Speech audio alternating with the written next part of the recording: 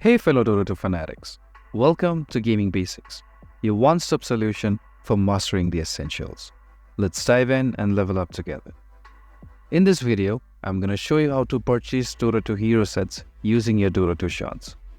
To do this, you first need to open Dota 2, and on the top right side of your screen, click on the Dota 2 shards you currently have, like this.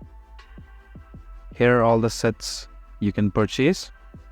These are legacy sets. You can even choose to purchase premium sets by clicking here. For this example, I'm going to purchase a legacy set. Hover your mouse on top of the hero or the item you want to purchase. You can preview it by doing so. And this is how much it is going to cost me. Click on it if you want to purchase.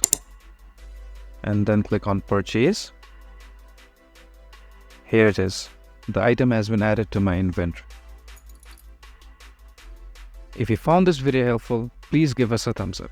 And if you have any questions for us, please feel free to mention us in the comment section down below. Also, don't forget to hit that subscribe button and ring the notification bell so you never miss out on our latest guides and tutorials. This has been your host Ace. Happy gaming!